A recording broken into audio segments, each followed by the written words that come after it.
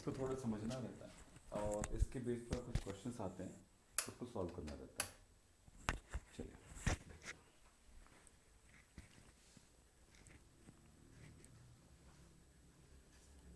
Hello check करो। अरे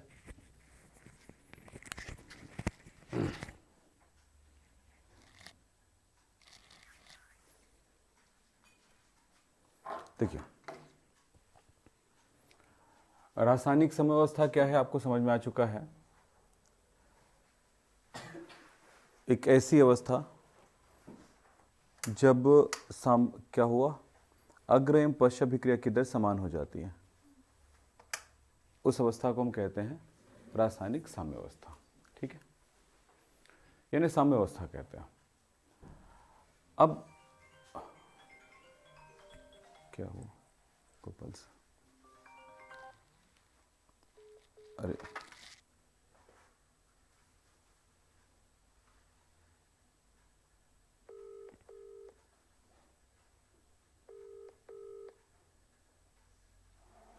हाँ सर बोलिए। हाँ, ये कैमरा नहीं हो गया सर, सेट नहीं हो रहा था, हो गया। हाँ ठीक है, चलिए। ये बड़ा छोटा सा टॉपिक है लेकिन अच्छे समझिएगा इसको। आज लेट कैसे आ रहे हो सब, एक एक करके? क्या स्पेशल रहेगी? हाँ चलिए। ली शातेली का नियम यानी साम्यावस्था के स्थिति को समझाने के लिए है कि कोई रासायनिक अभिक्रिया करा रहे हैं, रासायनिक अभिक्रिया हम करा रहे हैं भैया, हमने दो पदार्थ लिया और तीसरा पदार्थ बना रहे हैं। जैसे हमने हाइड्रोजन और नाइट्रोजन लिया, अमोनिया बना रहे हैं।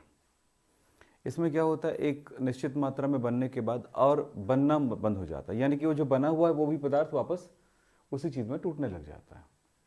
परेशानी है कि ऐसी चीज़, ऐसी अभिक्रिया जिसमें मुझे, मान लीजिए मुझे अमोनिया बनाना है, NH3 बनाना है हाइड्रोजन ऑक्सीजन नाइट्रोजन की क्रिया से, तो मुझे हाइड्रोजन अमोनिया जितना बन चाहिए उतना नहीं मिल पाएगा, क्योंकि वो बनेगा तो वापस भी टूट रहा है ना उसमें, यानी साम्यावस्था स्थापित हो रही है। प्रॉब्लम यह है कि मुझे अमोनिया बनाना है भाई, मुझे अमोनिया की ज़रूरत है, तो मैं क्या करूं? एक बहुत बड़ा प्रॉब्लम है इसमें, ऐसे रिएक्शंस में।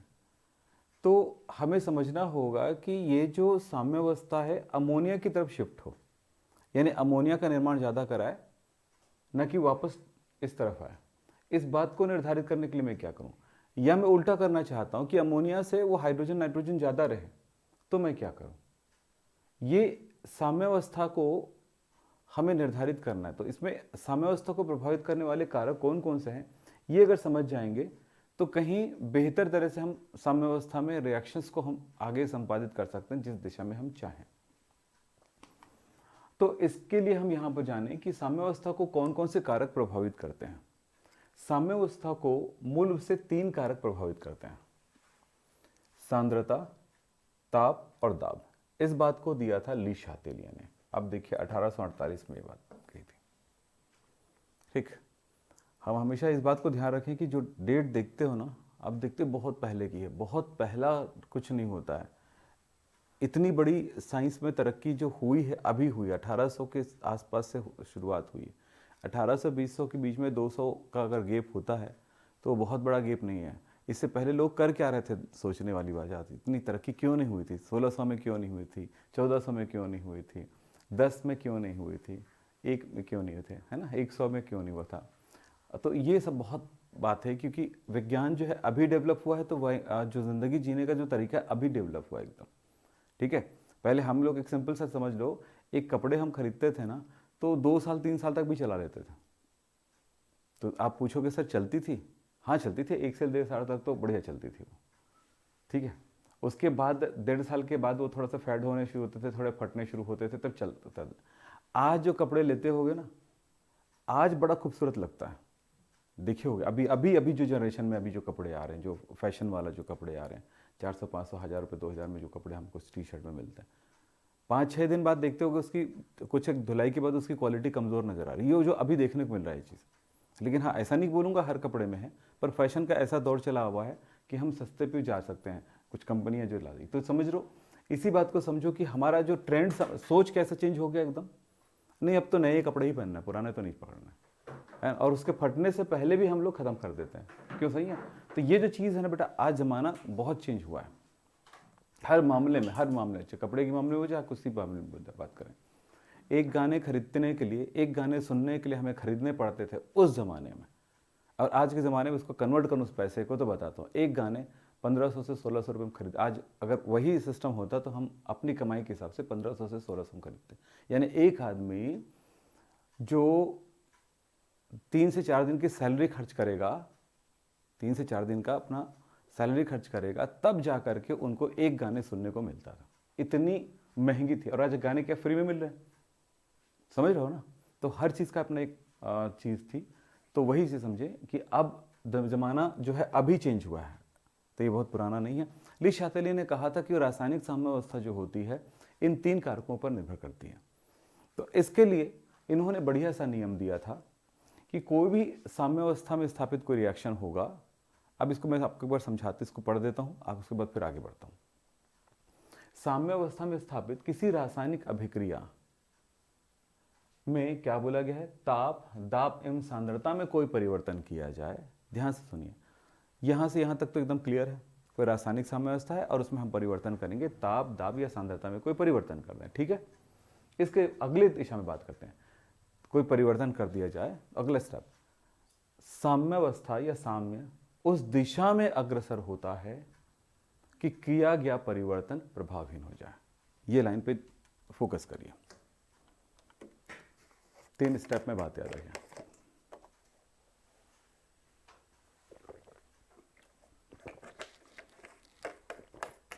क्या बोला, समझा क्या बोला?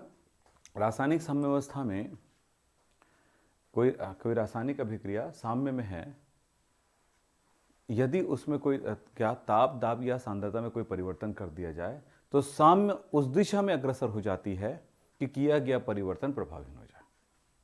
Line clear? अब यहां पर इसका मतलब क्या होगा थोड़ा सा समझेंगे। इन्होंने कहा साम्य उस दिशा में जाता है कि किया गया परिवर्तन को प्रभावहीन करे। मतलब अगर मैंने सांद्रता बढ़ा दिया तो उस सांद्रता को कम करना चाहेगा, ठीक है।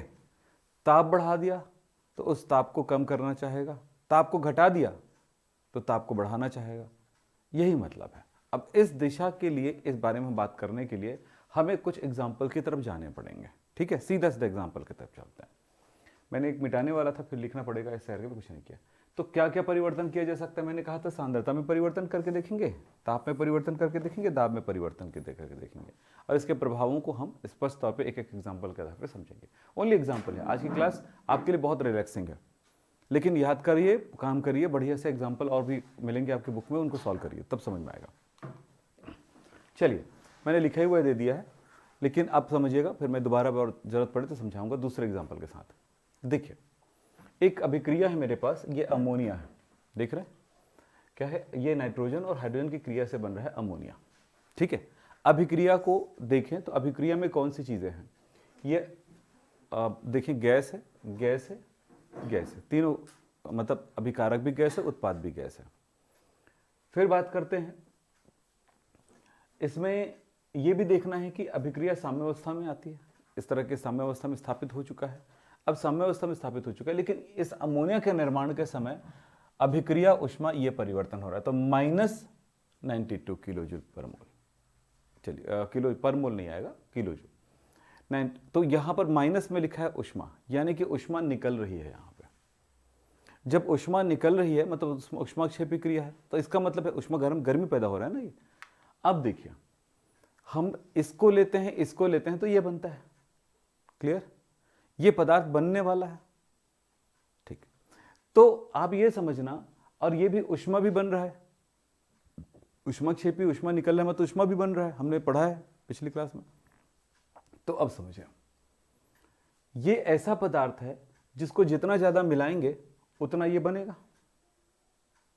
ठीक। तो अभिक्रिया किस दिशा में जाएगा? अच्छा, इसको मैं निकाल दूंगा यहां से, मतलब मैंने अमोनिया, हाइड्रोजन और नाइट्रोजन जितना डाला था उतना न डाल करके कम डालूंगा, या फिर वहां से हटा दूंगा, तो क्या होगा? ये अभिक्रिया पीछे चली जाएगी। यही तो साम्यावस्था है। तो अभिक्रिया क्या कहा है कि कभी भी अभिकारकों की सांद्रता को बढ़ाना पड़ेगा, तब उत्पाद की मात्रा बढ़ेगी, यानी कि अभिक्रिया अग्र दिशा में जाएगा। इधर जाना मतलब अग्र दिशा में जाना, उत्पाद का निर्माण करना। चलिए साहब, बात करते हैं यहां पे, ध्यान से समझिएगा। हम कुछ परिवर्तन देखते हैं, सांद्रता का प्रभाव देखेंगे क्या हुआ। देखिए मैं यहाँ पर बताना चाहूँगा लिशाते ली के नियमानुसार क्या प्रभाव पड़ेगा। किसी भी अभिक्रिया में इस बात को हमेशा ध्यान रखना, 3 बातें। सांद्रता, कभी भी अभिकर्मकों को ज़्यादा डालोगे तो उत्पाद ज़्यादा मिलेगा, सीधा सा आंसर दे रहा हूँ मैं, सीधी बात है। आपके घर में खाना पड़ा रहेगा तो आप खाते ही रहोगे, वो दिमाग में आ जाता है, थोड़ी देर में भूख नाल भी लगे तो भी काटो चलो यार मुंह में डाल ही देते हैं, ठीक है। फिर शरीर समझने लगता है यार ये तो खबर है ना, तो अपने आप भूख लगने लग जाता है, ठीक है। अब जब खाना ही ना मिले तो पहले दिन आपको बहुत ज़्यादा भूख लगेगा, थोड़ा खाए, फिर दूसरे दिन फिर थोड़ा भूख कम होने लगेगा, तो बोलेगा ये तो भुक्खड़ आदमी है, इसको खाने की जरूरत ज़्यादा नहीं है, थोड़े में काम चलाना, बॉडी उतने में एडजस्ट कर लेता है। अगर आपका शरीर मोटा है तो मोटा ही रहेगा, टेंशन मत लो, एकदम पतला नहीं हो जाएगा, ठीक है। खाने से भी डिपेंड नहीं करता है, वो क्या होता है एक्सेस में खाते हो वो भी प्रॉब्लम करता है और कम खाते हो प्रॉब्लम, लेकिन इतना ज़्यादा प्रॉब्लम नहीं करता, बॉडी समझता है उस चीज़ को। अन्यथा जिसके पास खाना नहीं मिलेगा आदमी मर नहीं जाता, नहीं मरता है ना, बॉडी समझती है इस चीज़ को, सीखता है वो अपने अंदर हर चीज़। इतना बेहतरीन यहाँ पर क्या बोलना चाहिए मैकेनिज्म है। फिलहाल यही बात यहाँ पर समझना है हमको, क्या मैनेज वाली बात। यहाँ पर देखो इसकी मात्रा अगर ज़्यादा बढ़ाओगे तो क्या करेगा ये, इसको कम करने के लिए अमोनिया का निर्माण को बढ़ाते रहेगा, एक साम्यावस्था स्थापित हो जाती है। क्या बढ़ाया उन्होंने, अमोनिया बढ़ाया, यानी साम्यावस्था को कम करने, क्या करेगा साम्यावस्था स्थापित करने की कोशिश करेगा, क्योंकि अभी इसको मिला दिए तो साम्यावस्था चेंज हो गया ना, मतलब इसकी मात्रा बढ़ गई, इसकी मात्रा। साम्यावस्था किसको बोलते हैं, उत्पाद की सक्रिय मात्रा बटा क्या होगा गुणनफल बटा इसके अभिकारक की, तो एक स्थिरांक पैदा हो जाता है। तो स्थिरांक होता है, एक स्थिर अवस्था होती है, साम्यावस्था क्या होती है, एक स्थिर अवस्था होती है। तो क्या हुआ, इसको मिलाएंगे ये बनेगा, इसको मिलाएंगे वापस चले जाएगा, बस यही कहानी है। तो कभी भी उत्पाद को बढ़ाओगे ये हो जाएगा, बस इतना ही कहानी, थ्योरी है बेटा, इस चैप्टर में इस जगह पे कुछ नहीं मिलेगा आपको। तो क्या मतलब हुआ, सांद्रता का क्या प्रभाव पड़ा, नाइट्रोजन और हाइड्रोजन की मात्रा को मिलाने पर इसको कम, साम्यावस्था किस दिशा में जाएगा, किए गए परिवर्तन को प्रभावहीन करेगा, लिखा है ना उसने, प्रभावहीन करेगा, मैंने मिलाया, वो कहेगा कि तुमने ज्यादा मिला दिया, तो उसको ज्यादा को कम करने की वो कोशिश करेगा, बात समझ। तो इसको मिलाऊंगा तो फिर उत्पाद का निर्माण बढ़ा देगा ताकि इसकी मात्रा कम हो जाए, ठीक है। तो इस तरह साम्यावस्था स्थापित होती है, यही मतलब है। ऊष्माक्षेपी क्रिया है, ऊष्मा निकलने वाली क्रिया है, तो जो चीजें निकलती है उसको हटाओगे तो फिर अभिक्रिया इधर आएगा, यानी ऊष्माक्षेपी अभिक्रिया में क्या होगा, अग्र अभिक्रिया होने वाली है, और ये प्लस होता तो ऊष्माशोषी है, तो अभिक्रिया पीछे जाता है इसमें।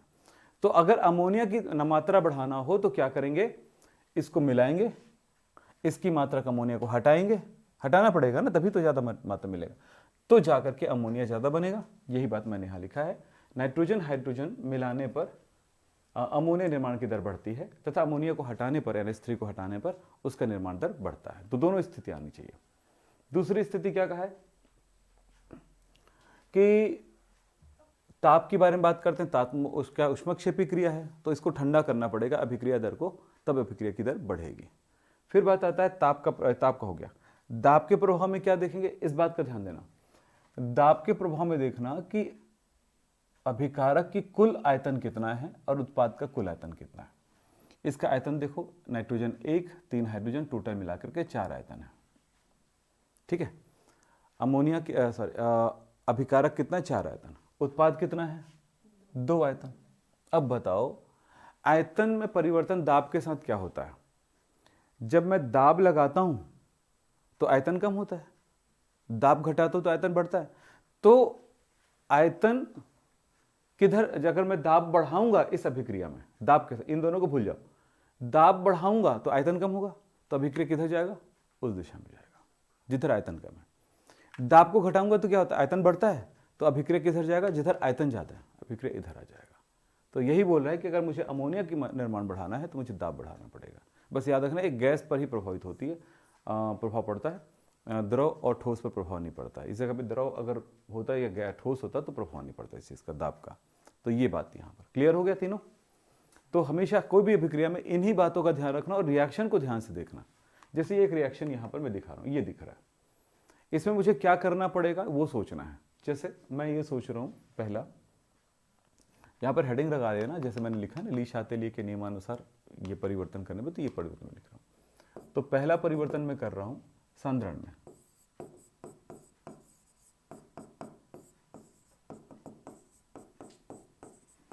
बताओ सांद्रता में परिवर्तन करूंगा तो क्या होगा? जल्दी से बोलो बोलो, सोचो और बताओ। कुछ नहीं, बिना बोले तो काम चलेगा नहीं बेटा।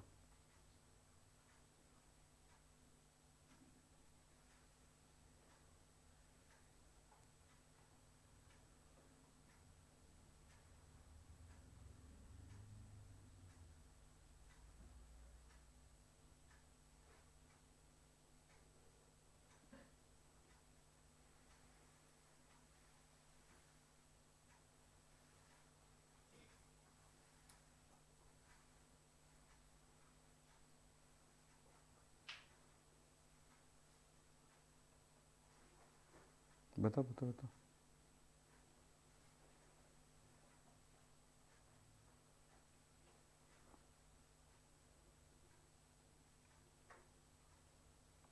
क्या होगा?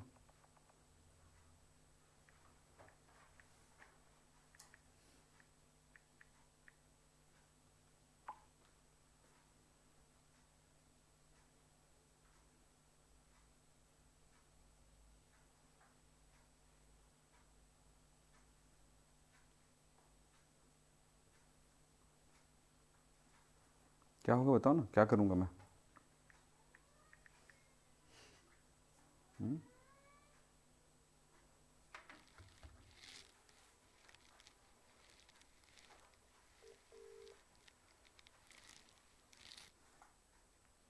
Hello hello.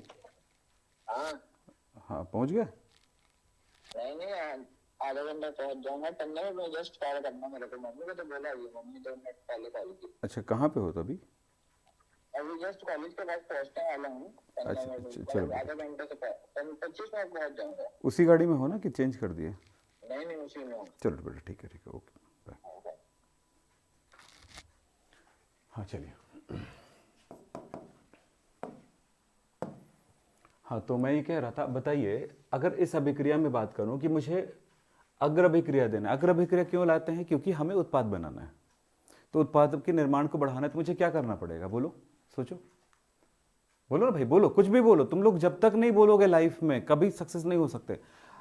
आपको इतना बता दूं, सबसे ज्यादा रिसोर्सेज सिर्फ छत्तीसगढ़ में है। आपको समझ में आनी चाहिए बात। लेकिन सबसे ज्यादा दब्बू अगर है कोई प्रदेश कमजोर तो वो छत्तीसगढ़ है। यहां की जनता है, आम जनता, जिसको हम लोकल कहते हैं, लोकल लोग सबसे ज्यादा दब्बू हैं। समझ रहे हो ना? ये सिर्फ इस कारण से है कि तुम लोग मुंह खोलते ही नहीं हो। हमको क्या करना है, हमारा थोड़ी प्रॉब्लम है, वो तो सरकार का प्रॉब्लम है। समझ रहे हो? किसी भी मामले में बोले, प्रॉब्लम तो हमारा ही है ना भाई। बोलो, मेरा सड़क इधर खराब बन रहा है तो मेरी मेरी प्रॉब्लम है ना। सरकार थोड़ी आके उस सड़क में चलने वाला है। बोलो, सही है? बोलो तो बोलो जो बोलना है, क्योंकि आपको एग्जाम आपको दिलाना, मेरे को थोड़ी दिलाना है। बोलो क्या? NO2 की सांद्रता बढ़ाने पर या उसको मिलाने पर, और NO2 को हटाने पर NO2 के निर्माण की दर बढ़ती है, यानी कि अग्र अभिक्रिया की दर बढ़ती। बस खत्म होगी कहानी। थ्योरी बेटा कुछ नहीं। ये चैप्टर में आज की क्लास मान के चल बकवास है पूरा। अगर एक बार समझ में आ जाता है तो टाइम बर्बाद बस है ये। लेकिन आपको बहुत सारे क्वेश्चंस करने, जो कुछ पॉइंट्स बताऊंगा उसको समझना, इसलिए है ये। खत्म करूंगा पॉइंट। दूसरा किस में परिवर्तन करेंगे? हो गया समझ में आई? दूसरा क्या करूंगा मैं? ताप में। ताप में क्या परिवर्तन करूंगा? ताप में परिवर्तन क्या करूंगा? बोलो, ताप में परिवर्तन। यहां पर देखो कि क्या ही है, ऊष्माक्षेपी ही कि ऊष्माशोषी है? ऊष्माक्षेपी मतलब ऊष्मा निकालने वाला, मतलब ऊष्मा उत्पाद है। उत्पाद को हटाना जरूरी होता है, तब बनता है वो चीज। तो उत्पाद को हटाएंगे तो NO2 बढ़ेगा। तो क्या होगा? क्या करेंगे? हटाने का मतलब ठंडा करेंगे। समझ रहे हो ना? टेम्परेचर कम करेंगे। हटाना मतलब टेम्परेचर कम करना है। इसके अंदर के टेम्परेचर को हटा दूंगा तो ठंडा हो जाएगा, इसके अंदर के टेम्परेचर को बढ़ा दूंगा तो गर्म हो जाएगा। सीधा सा साइंस है, ठीक है? तो बोलो क्या करना पड़ेगा? ताप घटाने पर, ताप कम करने पर NO2 निर्माण की दर बढ़ती है। बहुत प्यास लगता है मेरे को इस टाइम। हो गया? चलिए, अब तीसरा प्रॉब्लम क्या है बताओ तो? दाब में परिवर्तन। बोलो, इसको आप लोग लिखोगे भाई, ऐसा थोड़ी मैं भी मिटवा दी, अलग बात है। लिखना आपको है, लिख लोगे नहीं? हाँ चलो बोलो, इसमें क्या बोलो? हाँ क्या है? दाब के लिए क्या देखोगे? चेक करो क्या है। आयतन घट रहा है कि बढ़ रहा है? आयतन इधर कितना है? 3, और इधर कितना है? दो वॉल्यूम, तो क्या हुआ, आयतन घट रहा है, तो क्या करेंगे, दाब बढ़ाएंगे घटाएंगे, दाब बढ़ाएंगे तो आयतन घट जाता है, तो दाब बढ़ाएंगे तो आयतन घट जाएगा, यानी कि NO2 का निर्माण बढ़ जाएगा। सीधे सा मतलब है, ठीक है। चलिए अब अगला प्रश्न हमारे पास और है, ये इस प्रश्न में देखो, अब बताओ हम सांद्रता में क्या परिवर्तन करें, फिर वही बात बोलना है, बोलो, एक ही टाइप का रहता है जगह पे। O2 को बढ़ाएंगे और NO को हटाएंगे तो फिर NO का निर्माण बढ़ेगा, उत्पाद को हमेशा हटाना होगा। सिंपल है, कोई कठिन नहीं है, कुछ बहुत बड़ा साइंस नहीं है। दूसरा क्या, ताप में बोलो, ताप कैसा है, ऊष्माशोषी, मतलब क्या करोगे, ऊष्माशोषी है, ऊष्मा ग्रहण करता है, तो मतलब क्या हुआ, ताप बढ़ाएंगे तो NO का निर्माण बढ़ेगा, ठीक है, यानी ताप बढ़ाने पर NO का निर्माण बढ़ेगा, ये ध्यान रखना है आप, ठीक। और तीसरा क्या होगा, लिखना है सबको कॉपी में, ये मजाक नहीं करना, फिर अभी नहीं लिखोगे फिर एग्जाम के दिन फिर सोचते रह जाओगे करना क्या है, ठीक है। और लिखना कहाँ से, हाँ तो लिखा नहीं है तो फिर वीडियो भी देख सकते हो, ना भी देखो तो फर्क नहीं पड़ेगा, पर लिख सकते हो। दाब में क्या करेंगे, दाब के लिए चेक करो कि आयतन का क्या मतलब है, यहां पर बराबर है, वेरी गुड, यहां पर एक दो वॉल्यूम है और यहां पर भी दो वॉल्यूम है, ठीक है। तो क्या हुआ, जब आयतन बराबर हो तो दाब में कोई परिवर्तन करने से कोई फर्क नहीं पड़ेगा, दाब में परिवर्तन करने पर, है ना, अभिक्रिया की मतलब साम्य अवस्था पर प्रभाव नहीं पड़ेगा, ठीक है, क्लियर हो गया। यानी अभिक्रिया ना आगे जाएगा ना पीछे, यानी दाब का कोई प्रभाव नहीं पड़ता इस जगह पे, क्लियर हो गई। अब चलते हैं, यहां पर कुछ बातों का ध्यान रखेंगे, दाब में वृद्धि का संबंध को ध्यान से सुनिएगा। चलिए मैं आपको यहां पर कुछ बातें बताता हूं। अभी तक क्या पढ़े, दाब के बाद साथ बात किए थे, साम्य अवस्था उस दिशा में गति करती है जिधर गैसीय अणुओं की संख्या कम होती है, अभी बात किए थे। दाब बढ़ाने पर जहां पे अणु संख्या कम था इधर बराबर है तो कोई परिवर्तन नहीं करेगा, यहां पर देखो ये जिधर कम है उधर ही गया दाब बढ़ाने पर, ठीक। अब यहां पर दाब में कमी करने से वही बात उल्टा है, जिधर अणुओं की संख्या ज्यादा होगी उधर गति करेगा, लिखा है, साम्य अवस्था उस दिशा में स्थापित होती है जिधर अणुओं की संख्या अधिक होता है, ठीक है, क्लियर। हाँ, अब यहां पर लिखा है इनर्ट गैस में लाने पर क्या होगा, ये दो बातों पर ध्यान दीजिएगा। इनर्ट गैस का मतलब क्या होता है, अक्रिय गैस है। अगर कोई अभिक्रिया है, तीन बातें हुई ना, ताप दाब और सांद्रता में हमने परिवर्तन करके देखा, अब मैं ये कहता हूं कि उसमें मैंने अक्रिय गैस मिला दिया, तब क्या होगा। चलिए कुछ बातों को समझना है, अभिक्रिया मिश्रण में किसी अक्रिय गैस को मिलाने पर प्रभाव क्या होगा, यहीं पर ध्यान देना। अक्रिय गैस क्या होता है, ये है ना, नोबल गैसेस। यदि अभिक्रिया स्थिर आयतन में हो रही है, यहां पर ध्यान रखना, यहां पर ये लाइन पे ध्यान रखना, अभिक्रिया के स्थिर आयतन में हो रही है, आयतन को परिवर्तित नहीं किया जा रहा है, मान लेते हैं, ठीक है, एक पात्र के अंदर ही हो रहा है, ठीक है, तब क्या होगा, अगर अभिक्रिया स्थिर आयतन में हो रही है तो दाब में अक्रिय गैस मिलाने में क्या होगा, तो अक्रिय गैस के मिलाने पर अभिकारकों या क्रियाफलों के मोलर सांद्रण पर कोई प्रभाव नहीं पड़ता है। समझ में आया, कोई अभिक्रिया है जिसमें उसके आयतन को मैंने परिवर्तित नहीं किया, स्थिर आयतन पर है, तब उसमें कोई भी अक्रिय गैस मिलाओगे उस पर कोई प्रभाव नहीं पड़ेगा, क्लियर। दूसरा, अगर ये दाब स्थिर है, आयतन परिवर्तित हो रहा है, यहां पर क्या होगा, आयतन स्थिर है तो दाब परिवर्तित हो रहा है। भाई आप ज्यादा गैस मिलाओगे तो अंदर दाब बढ़ेगा कि नहीं बढ़ेगा, मैं एक सिलेंडर है उसका आयतन स्थिर है, और गैस मिला दो दूसरी गैस तो क्या होगा, उससे तो उसके आयतन तो उतना ही है पर दाब तो बढ़ जाएगा क्या, सिलेंडर के अंदर जितना गैस डालोगे उतना दाब बढ़ेगा। लेकिन दूसरी स्थिति बोल रहा है कि अगर हमने, जैसे बलून है, बलून में जैसे गैस डालते हैं तो क्या होता है, आयतन बढ़ जाता है, लेकिन दाब में परिवर्तन नहीं होता है, दाब स्थिर रह जाता है, एक वायुमंडलीय दाब ही पड़ रहा है ऊपर से। तो यही बात यहां पर बोल रहा है, दाब स्थिर है, किसमें, जैसे बलून में भर रहे हैं, तब क्या होगा, सिलेंडर में भरोगे तो स्थिर रहेगा आयतन, बलून में भरोगे तो आयतन स्थिर रहेगा, सॉरी आयतन, दाब स्थिर रहेगा, आयतन परिवर्तित रहेगा। तब क्या बोल रहा है कि अक्रिय गैस मिलाने पर साम्यावस्था उस दिशा में अग्रसर होती है जिस दिशा में अणुओं की संख्या में वृद्धि होती है। मतलब मैं अगर इसमें अक्रिय गैस मिलाता तो प्रभाव नहीं पड़ेगा क्योंकि अणुओं की संख्या समान है, लेकिन इसमें अभिक्रिया इधर आने लगेगा अक्रिय गैस मिलाऊंगा तो। ठीक है, अब समझ में बातें? कब? जब दाब स्थिर होगा, लेकिन आयतन स्थिर होगा तो कोई फर्क नहीं पड़ेगा। ये थोड़ी सी बात को समझना, ये बहुत इंपॉर्टेंट पॉइंट्स है आपके लिए। चलिए ठीक है, वो हो गया, वो यहीं से रिलेट हो गया। उत्प्रेरक का प्रभाव, ये भी प्रश्न आता है। प्रश्न ये आता है कि साम्यावस्था पर उत्प्रेरक का क्या प्रभाव पड़ता है। तो याद रखना, साम्यावस्था पर उत्प्रेरक का कोई प्रभाव नहीं पड़ता। साम्यावस्था पर उत्प्रेरक का कोई प्रभाव नहीं पड़ता है, बस इतना याद रखेगा। क्यों नहीं पड़ता, ये भी प्रश्न है। क्योंकि अगर उत्प्रेरक मिलाते हैं, किसी भी उत्प्रेरक होता क्या, पहले समझो, वे पदार्थ जो अभिक्रिया की दर में वृद्धि कर देता, सीधा सा मतलब है ना। तो वे पदार्थ जिनको किसी अभिक्रिया में मिला दें तो अभिक्रिया की दर में वृद्धि हो जाएगी या परिवर्तित हो जाएगा। तब यदि अब कोई अभिक्रिया चल रहा है, उसमें मैंने मिला दिया क्या बोलते हैं, उत्प्रेरक, तो अभिक्रिया क्या होगा वहां पे कि वहां पर दो तरह की अभिक्रिया चलती साथ साथ। एक चलो अग्र अभिक्रिया, एक चलो पश्च अभिक्रिया। उसी अभिक्रिया का उत्प्रेरक है तो क्या करेगा, अग्र अभिक्रिया और पश्च अभिक्रिया की दर को बराबर उससे परिवर्तित करेगा। मतलब जितनी इसकी स्पीड बढ़ गई उतनी स्पीड इसको भी बढ़ा देगा। ठीक है, तो क्या हुआ, साम्यावस्था जैसे पहले था जिस स्पीड में था, तो उसमें क्या करते हैं, अग्र अभिक्रिया की दर और पश्च अभिक्रिया की दर बराबर रहती नहीं। यहां पर भी वो दोनों ही बराबर है, बढ़ भी गया तो भी बराबर है ना। जैसे वही बात कहानी हो गई ना कि ऐसे कहानी है, इधर और इधर मेरे स्टूडेंट वो एक रस्साकसी कर रहे हैं, ऐसे खींच रहे हैं, तो दोनों की ताकत लग गई, तो दोनों का वो गांठ जो है एक जगह आकर के रुक गया है ना, इधर खिंचा रहा है ना इधर खिंचा, लगा रहे हैं, सब दम लगा रहे हैं। मैं आके चिल्ला गया, क्या लगाओ बे दम, ऐसे हरके। अब इधर वाले की भी ताकत बढ़ गई, इधर वाले की भी ताकत बढ़ गया, फिर भी और ज्यादा ताकत लगाए वो लोग, लगाए ना, फिर भी परिणाम क्या मिला, वही चिपट गए। लेकिन क्यों ऐसा हुआ, क्योंकि मैं उत्प्रेरक की तरह काम किया।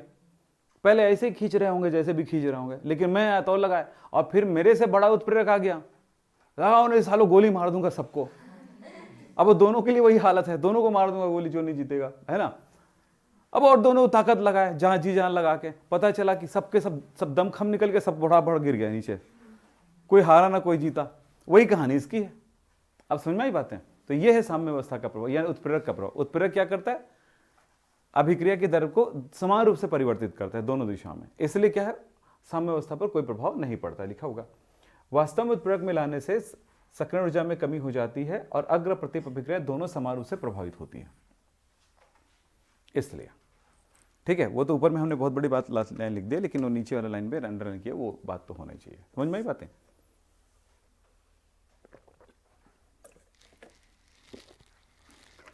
सुबह ब्रश करके आओगे ना तो थोड़ी सी म्यूकस कम हो जाता है। म्यूकस समझते हो नहीं, चिकना, हाँ ये हो गया, वही तो है और क्या, शॉर्ट में लिखा है, पढ़ लेना। निशातली के सिद्धांत का सारांश, सांद्रता में परिवर्तन कब बढ़ता है, अभिकारक अग्र दिशा में और उत्पाद बढ़ाने पर पश्च दिशा में बढ़ाएंगे अभिकारक तो आगे बढ़ेगा, उत्पाद बढ़ाएंगे तो पीछे हो जाएगा। घटना, अभिकारक को घटाएंगे तो पीछे, सब तो लिखा है साफ साफ, समझ रहे हो, थोड़ा बैठ के सोच लेना। आयतन में परिवर्तन, आयतन का प्रभाव क्या लिखा है, आयतन बढ़ाना, तो इस पर डिपेंड करता है कि इस एंथैल्पी से रिलेट कर रहा है, तो यहाँ पर एंथैल्पी लिख दे, एक्चुअली वो गलत लिखा हुआ है, डिपेंड करता है उस पर। एंथैल्पी को मत लेना, आयतन की स्थिति में क्या करना, आयतन में परिवर्तन का प्रभाव क्या पड़ेगा। तो एंथैल्पी में, एंथैल्पी को कम रखेंगे, शून्य, मतलब शून्य से ज़्यादा हो एंथैल्पी, तो ये एंथैल्पी ये आपको कंफ्यूज करेगा, मत करिएगा ज़्यादा प्रॉब्लम। ताप वाले से बात करना, दाब वाले से बात करना, ठीक है। इसमें थोड़ा सा आप कन्फ्यूज हो जाओगे, मैं पढ़ाऊँगा भी तो समझा दूंगा, लेकिन आप कंफ्यूज हो गए, लेकिन यहाँ पर नहीं हो गए कंफ्यूज। ताप से रिलेट करते हैं, तो अगर शून्य से अधिक है मतलब पॉजिटिव है, ठीक है, प्लस है वैल्यू, तो इसका मतलब क्या हुआ प्लस है तो प्लस है मतलब ऊष्माशोषी है, ऊष्माशोषी है तो आगे तब बढ़ेगा जब हम उसको ठंडा करेंगे। तो ये भी लिखा है अग्र दिशा में अगर कम हो तो टेम्परेचर। तो ये भी नहीं समझ में आया तो छोड़ देना, है ना, मैं टाइम बर्बाद नहीं करूँगा ज़बरदस्ती, जो समझा दी वो क्लियर है एकदम। ये आपका शॉर्ट, ये सारी चीज़ें आपके पढ़ने और लिखने के लिए मैंने लिख दिया है, आप इसको डिटेल में आप और भी लिख सकते हो, ठीक है। तो ये हुआ आपका ये साम्यावस्था संबंधित बातें। कोई रिएक्शन में साम्यावस्था को समझने के लिए कोई बहुत बड़ा प्रॉब्लम नहीं होगा, आप कुछ बातों को समझना पड़ेगा। साम्यावस्था स्थापित करने के लिए कुछ न्यूमेरिकल को समझना है, तो इसके लिए कुछ बातें मैं बताऊंगा आगे जा करके साम्यावस्था से रिलेटेड। लेकिन सबसे महत्वपूर्ण टॉपिक आता है अब आयनिक साम्यावस्था।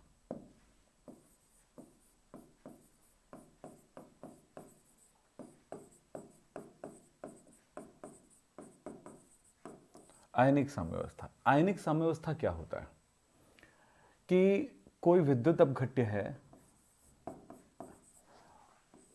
उनके विलयन में, मैं जलीय विलयन में बोल देता हूँ, जलीय विलयन में ये अपने आयनों में टूटता है A+B-, यानी आयनों में टूटता है और उन आयनों का उनके अणु के साथ एक साम्यावस्था स्थापित हो जाती है, इसको कहते हैं आयनिक साम्यावस्था। आयनिक साम्यावस्था क्या हुआ? ऐसा पदार्थ जिनका आयनन होता है। अब यहां पर आयनन होता है उन पदार्थों को कहते हैं विद्युत अपघट्य। थोड़ा सा यहां पर समझने के बाद हम आगे बढ़ेंगे। विद्युत अपघट्य,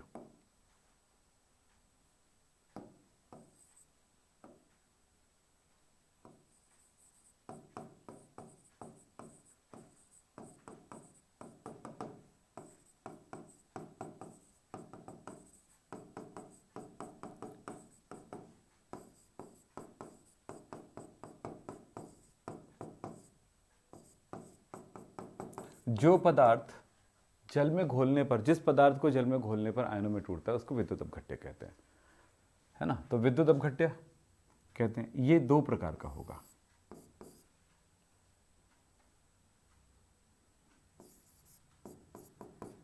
प्रबल विद्युत अपघट्य और दूसरा होगा दुर्बल विद्युत अपघट्य।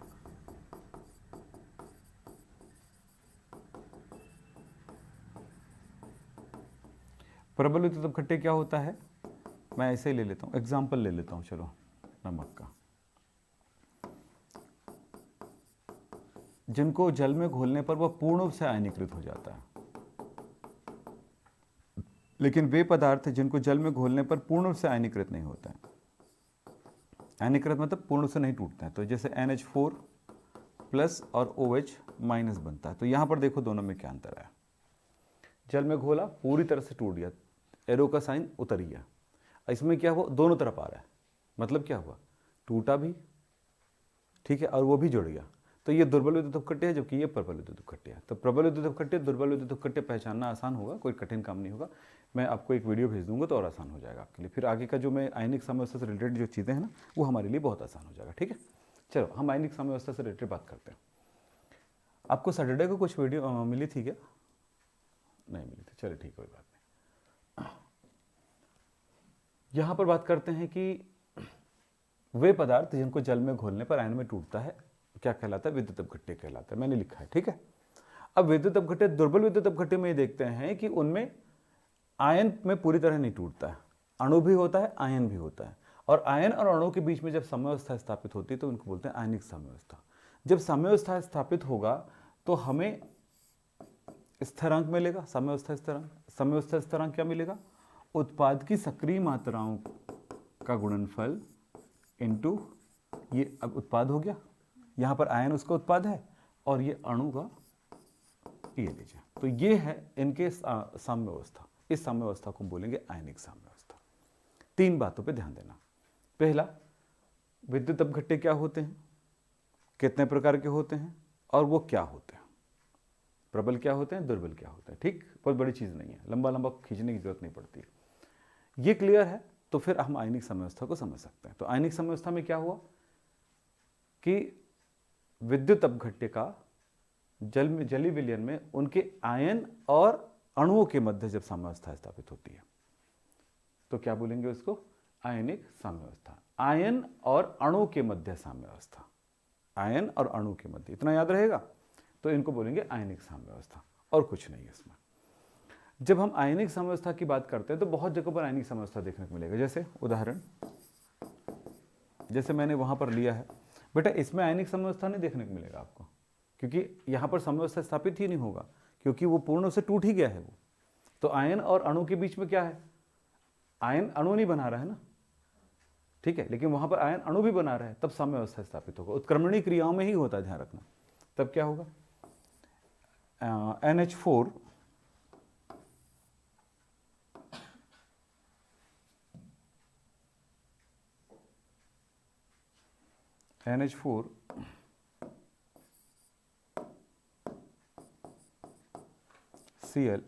OH एक साम्यावस्था स्थापित हो जाएगा NH4 प्लस और OH माइनस के बीच में। तब इसमें आयनिक साम्यावस्था स्थापित होगा K, यहां पर K से नहीं लिखते हैं, K लिखते हैं, ठीक है। तब NH4 प्लस सक्रिय मात्रा ना, छोटा ब्रैकेट नहीं आएगा, गलती से नहीं करना। बड़ा ब्रैकेट का अपना एक नाम है और एक अलग महत्व है, छोटा का अपना एक महत्व है। यहाँ पर बड़ा महत्व, बड़ा जो है अपनी चीज एक सांद्रता दर्शाती है, into OH minus by NH4 OH का सक्रिय मात्रा। क्लियर, ये स्थापित हो गया। तो इसको क्या क्या बोलेंगे, आयनिक साम्यावस्था, स्थिरांक। इसी तरह से एक चीज और देखेंगे आप जाके आगे, जल का, जल में तो जल क्या होता है, H2O टूटेगा तो क्या बनाएगा, H प्लस OH माइनस। तो K इज इक्वल टू हो जाएगा active mass of H plus और OH minus by active mass of H2O। बहुत आसान है बेटा, कुछ नहीं है इस चैप्टर में, ठीक है। बस चैप्टर के जो क्वेश्चंस आते हैं ना न्यूमेरिकल वाला, वहां पे थोड़ा सा दिमाग लगाने पड़ेंगे, इन सारी चीज़ों को जरूरत के हिसाब से लगाएंगे, अभी हड़बड़ाने की जरूरत नहीं है, ठीक है। ये हो गया। वैसे ही जितने भी एग्जाम्पल देखोगे सब में वैसे ही दिखेगा, मतलब जो आयन के साथ साम्यावस्था स्थापित हुई बिल्कुल वैसा ही होने वाला, ठीक है। इसमें एक चीज और आपको पढ़ना है आगे जाकर के, वो है अम्ल क्षार, ठीक है। अब जनरली अम्ल स्वाद के अनुसार देख लेते हैं, जो खट्टा होता है वो अम्ल है, और जो तो आप लोग कड़वा बोल देते हो। एक्चुअली कड़वा शब्द मुझे जमता नहीं कभी भी, क्योंकि साबुन कड़वा होता है क्या, खाने का सोडा कड़वा होता है क्या, नहीं, स्वादहीन कैसे हो जाए, कोई ना कोई तो स्वाद होता ही है साबुन में। खाए हो कभी, हम तो खाएं, हाँ हम खाएं। वो तो नहाते समय बच्चे रहते हैं तो कुछ भी खा के देखते हैं, खाने का मतलब पूरा निगलना नहीं होता है, मुंह में चबा के, एक बार नहीं कई बार, उसका एक बार भूल गए स्वाद तो एक बार वो चबा के देखते हैं। शैम्पू भी मुंह में जाके डाल के देखते कैसा, कभी कभी शैम्पू चला जाता है उसको छिलते समय, काटते समय, है ना। तो जो उसका स्वाद आता है वो कैसा रहता है, कुछ याद आ रहा है ना। अब वही है, अब यहाँ लिख नहीं सकते तो कड़वा लिख देते हैं ठीक है। एक आदमी ने, एक स्टूडेंट ने लिखा था, उसके टीचर ने लिखा था, करेला कड़वा रहता है ना, हाँ वो क्षार है। ये कौन सी बात हुई, तो उसने कहा नीम भी होता है मैडम, ऐसा, हाँ हाँ हाँ। तो मैं उसको बोला कि मैडम से जाके पूछना साबुन क्या होता है, तो बोले क्षार, वो तो कड़वा नहीं होता बोलना। तो वैसे बोल दिया उस दूसरे दिन क्लास में। तो मैडम बोलती तू साबुन खाया हो, नहीं चखा हूं ऐसे आके। तो बात समझने वाली बात है, ठीक है। खाने का सोडा है, कपड़े धोने का सोडा है, ये सब क्षार है, ठीक है। तो अब इसका बढ़िया सा तरीका क्या है क्षार को पहचानने का। आपके घर में हल्दी होगी, किस रंग में होता है, पीला, इसीलिए चेहरे पे लगा करके हम पीला पीला होना चाहते हैं, ठीक है ना। जैसे लड़कों के हाथ पीले होते हैं तो क्या करते हैं तो शादी हो गई है नहीं, यही मतलब होता है।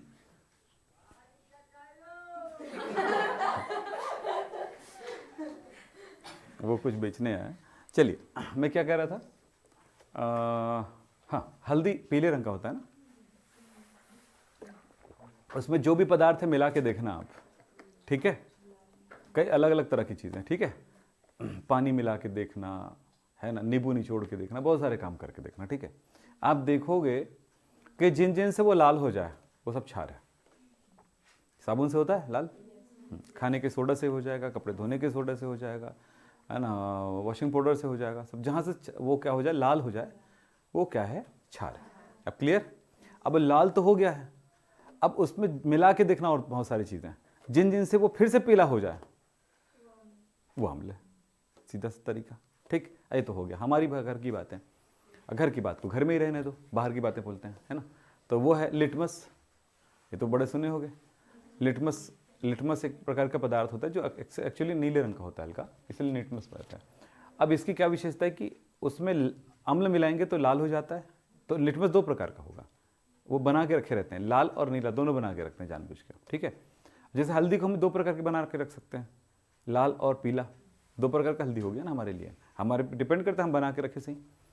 तो अगर उसमें क्या मिलाओगे, क्षार जो है, क्षार से वो नीला हो जाता है लाल वाला, और अम्ल से नीला वाला लाल हो जाता है। ठीक है, ये हुआ अम्ल और क्षार। ठीक, अब जो कल पढ़ेंगे अम्ल क्षार के कॉन्सेप्ट की तरफ जाएंगे। आर्हीनियस का कॉन्सेप्ट, ब्रोस्टोलॉरी का कॉन्सेप्ट और लुईस का, ये पढ़ेंगे। आज की क्लास बहुत सारी चीज़ें बेटा लगा होगा छोटा, लेकिन बहुत भारी भरकम है। हमने इसको दो दो क्लास में भी सिखाए हैं कई बार तो। ठीक है, तो बढ़िया है, चलो इतने में काम चल जाएगा। समझ में आया ना? अच्छे से नोट्स बना लेना। Okay, thank you.